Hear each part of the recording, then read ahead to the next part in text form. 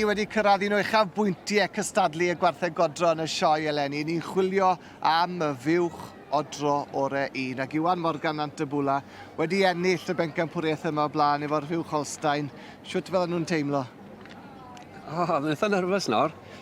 Mae lot o baratoi wedi bod nawr trwy'r flwyddyn i gyrraedd yma. Goffod ennill ddo wedi ni gyrraedd mlaen i heddi. So fydd y pwysau arno nhw dy bach nawr. Beth yw'r atgofion sydd ati o'r flwyddyn yn llysti 2 flynedd nôl yn dy ferbyn hyn?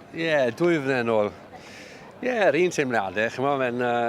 Mae'n wythnos caled, so mae dod man hyn wedyn o flaen y bobl. Chi'n parchu lot, mae lot o bobl sy'n cystadlu erbyn chi. Maen nhw gyd y llyged ar eich buwch chi heddi, so mae'n ddonod mawr. A beth yw hanes y Fuwch hwnnw erbyn hyn?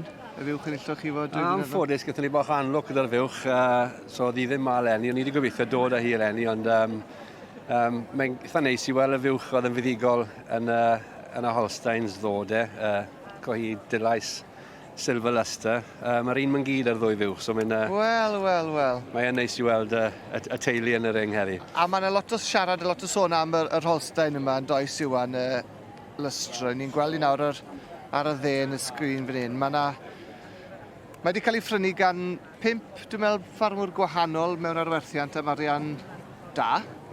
Felly, mae yna rhywbeth go special amdani ac i ni'n gweld pam yn dyn. Mae hi bron iawn yn berffaith. Does na'm un yn ei fel yn berffaith, ond mae reit agos ati'n dwi. Y disgwyliadau yn fawr i weld y Fuwch hyn. War y teg i David Jones a pawb oedd yn cael y Fuwch yn barod. Oedd tipyn o bwysau nhw'n i gael hon mas. Oedd y llyged i gyd yn mynd i fod ar y Fuwch hyn, ond mae rai fi gamol o, mae'r Fuwch yn edrych yn arbennig eddi. David sy'n arwen fan hyn? David yn arwen, Mae tipyn o bobl ar rhan yn ni. Mae Iwar yng Nghyfraith, mae i ferch a'i gŵr, mae nhw ar rhan yn ni. Mae un o'r boes sy'n godro y Fuwch adre, mae fe ar rhan yn ni. So mae'n dipyn o stori, a mae'n neis yn nhw gyd. Wedi buddsoddi, mae'n neis bod nhw'n cael bach o lwc. A gweld sydd eithi nhw heddi nawr yn y Pencampwriaeth. Mae wedyn y jersey yn Fuwch wyt ti'n abod y dda iawn? Oedd hon ar y clos dyn ni fyna llynedd, a werthon ni ddim yna llynedd i ffrindiau agos, Kevin a Sian Rickard a'r plant Achi yma. Fi'n fach dros ben nhw, bod nhw'n deulu ifanc sy'n gweithio'n galed. Maen nhw'n cael tipyn o llwyddiant lenni, so fi'n falch i weld nhw'n cael bach o lwc lenni. Mae siŵr rhoi pleser i ti weld sut mae wedi datblygu ers i ti werthu ddi falle a'i gweld i fan hyn nawr allan yn y sioe. Mae siŵr deimlad braf fel sydd ti wedi chwarae rhan fach yn ei stori hyn, dy fe? Di me yn neis. Rhan fach yw hefyd, oedd i dan i'n flwyddyn y ddwy, ond i gael i ma heddi, nhw sydd wedi'n gwneud y gwaith, so a fi'n bles dros ben ydyn nhw. A dyna nhw'n tynnu ddi mewn i'r llinell. Mae yna Fuwch Ayrshire yma hefyd yn y dosbarth. Yn anffodus, dyw'r Ayrshire's ddim yn niferus iawn yn y sioe mae eleni. Am wahanol resymau digiau ag ati nifer, mae hwnna'n cael effaith mawr ar niferoedd y gylch gwartheg. Mae da ni'r Burgorn wedyn gan teulu Thomas Drysgol Goch a Drysgol Bridesmaid 1, 2, 3. Tybed ai hi fydd y braid heddi yn lle'r bridesmaid, pwy o wyr. A mae'r Brown Swiss yn dod i'r llinell hefyd. A dycha, mae cader dda fo hon yn does, mae hon o Fuwch arbennig. Yn dipyn o Fuwch, o'n neis i weld Daniel Weaver i hwn, bachgen sy'n arddangos am y tro cynta di dod lawr o Stafford, so mae'n neis i weld wedi dod, mae'n wastad yn dda i gael bobl newydd. Yndi. Mae hon yn Fuwch gath i magu lawr yn Gyfyrddin dar Gibbons, a Daniel di prynu ddi, so mae'n dda i weld nhw ma. A mae'r beiriad Michael Gold a mae'n erchydorf, felly dewch ni weld beth sydd ag ei weid cyn i ni ffindo mas pwy sy'n mynd ar prif Pencampwriaeth y gwartheg godro. And as you can see, with 5 breeds represented, 4 with the heifers, but we've had an Ayrshire joined us for the cow class. So once again, if I could just go through the exhibits with you. The Brown Swiss, we had a dry cow in the Brown Swiss in the last class, but we've got a Swiss cow here with 3 calves that's full of milk, and how much better she looks for that udder full of milk in a competition like this. A great big powerful cow with a good udder on it, teats are well placed, and walks around that udder very tidily for me today. Then we have the Shorthorn.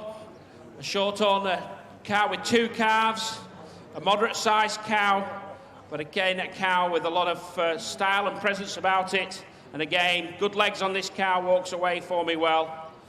Then with the Ayrshire in the middle.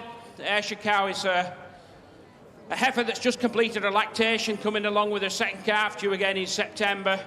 And we really would like to see this full of milk. This really does look like has good udder promise.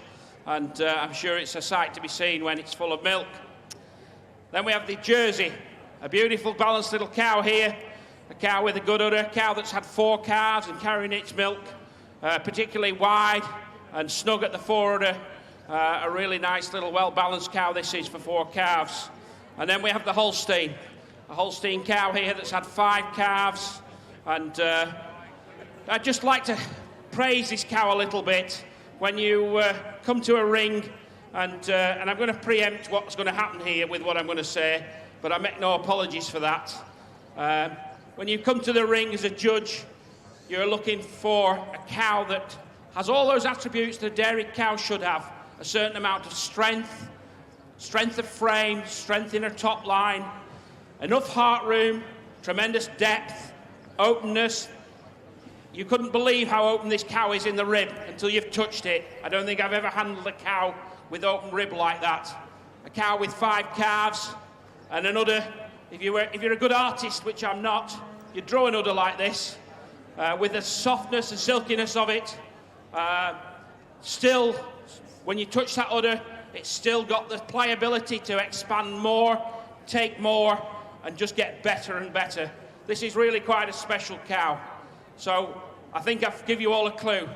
This cow's going to win today, quite easily. Congratulations. Oh, wel, amgymoliaeth i'r Buwch Holstein. Mae'n reit special hon i wan, yn dwi? Ari, mae Buwch yn ennill, weddol rwydd iddi. Fel y beirniad yn gweud, mae gyda hon popeth yn ei hwylo mewn Buwch Odro. On a different day, in different situation, it could easily be coming out on top. Congratulations to my Jersey. A'r gilwobr yn mynd i'r Buwch Jersey. Llonggorchiadau mawr iawn iddyn nhw, ond nôl at yr Holstein o Sgewni. Wedi lloio 5 gwaith ac yn edrych fel hyn. Mae e'n reit rhyfeddol bod hon yn edrych cystal a'r ffordd yn rwy'n roeddi allan yn, wel, yn glod i'r tîm tu ôl i'r gwaith. Mae just yn Fuwch anhygoel y dyw Iwan. Mae'n dipyn o deyrnged i pawb sy'n yn rhan o'r Fuwch hyn. Mae Fuwch wedi cael ei magu gyda Neville Roberts, y Ponten Dilys, mae Claude iddo fe. Mae Claude i'r bobl sydd wedi cymryd y chance i prynu'r Fuwch a dod mlaen wedyn i'r sioe. Bob Claude i pawb sydd wedi cymryd rhan yn y Fuwch hyn. A maen nhw'n gymdogion wy'n deall y cyntaf ail heddi. A maen nhw'n byw tafliad carreg y gili lawr bwys Magor fyna. So, war y teg, mae'r ardal na sy'n cael Claude heddi. A dyna chi felly, Dilys Silver Lustre, Pencampwriaeth Buwch Odro yn y sioe fawr eleni, sioe 2024. Well, David, congratulations. What a tremendous, tremendous cow she is. Yeah, thank you very much. Yeah, she is a tremendous cow. Second day out on the trot, and she is one of the very few that can do that and look as good 2 days on the trot, you know. What a feeling to win here at the Royal Welsh. Oh, fantastic. It's fantastic. Having been part of the syndicate that bought this cow in Wales, I felt that the first show she needed to come and show what she was like to the world was in Wales, so there we are. She's certainly shown what she can do, hasn't she? She has. She's all the text messages I get, when is Luster coming to a show? Now the monkey's off my back. We've all seen her with our own eyes, and she is some show, I have to say, some cow. What next? So next we go to Dairy Day, which is our national Holstein show in Telford in September. Good luck there, pob luck i chi. A llonggorchiadau. Enjoy the celebrations. We certainly will. Diolch yn fawr. Thank you. Hey, well done.